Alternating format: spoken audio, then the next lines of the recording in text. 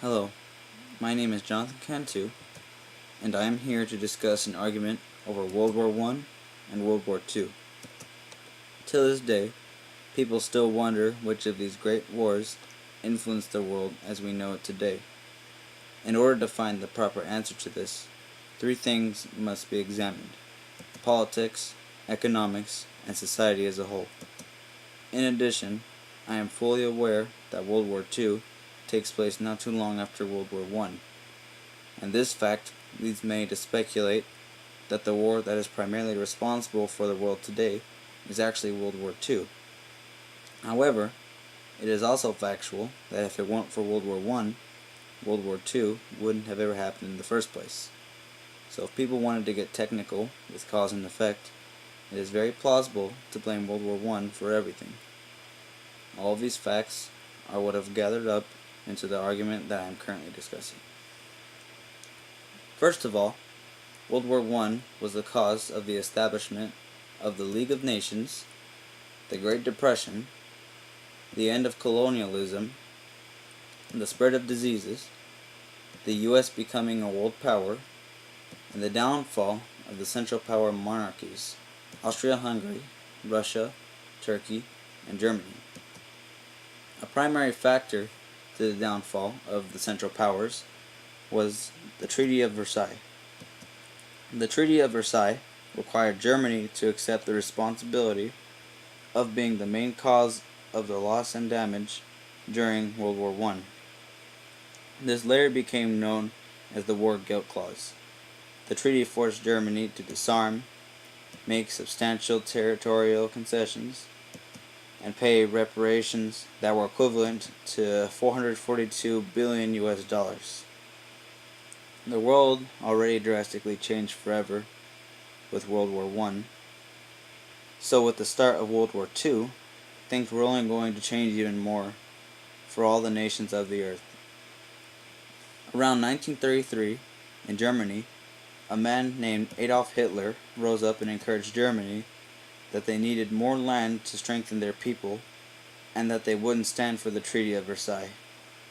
This retaliation is what led to the start of the Second World War. World War II was a cause of massive human dislocations, extensive casualties, European decolonization, new technologies, the Holocaust, and war trials against Nazi leaders. After World War I, the total number of casualties was well over 41 million. But after World War II, it was a casualty count of over 80 million.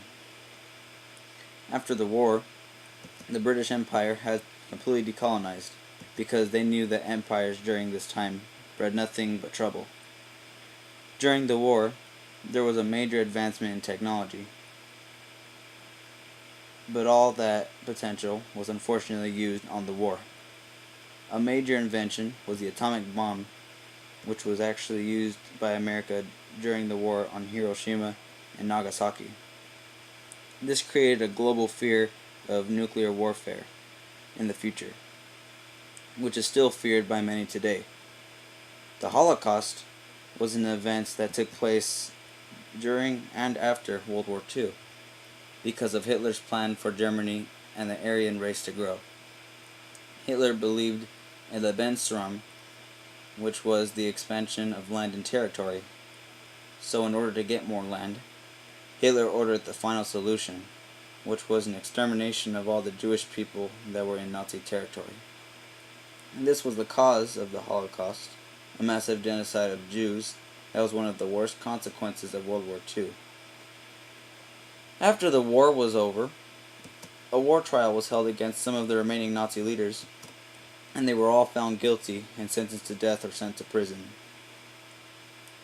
There were still so many other effects of World War II, too many to count, but one thing is for certain: World War II left a greater impact than World War I did on the world in terms of death and memory, but in terms of the domino effect and looking back to where it all began, World War I is responsible for World War II ever happening.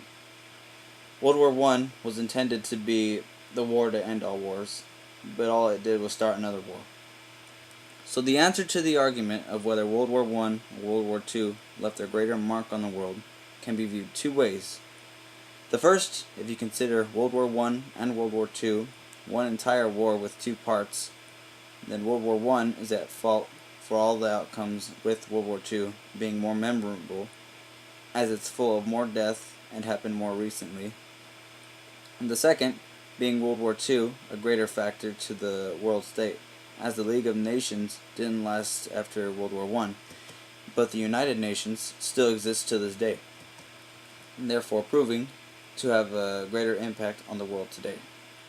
In conclusion, both wars affected the world in their own ways, and they exemplify how much of today's society has changed over the years regarding new technological advancements, new nations, and above all, new history. This is Jonathan Cantu, signing out.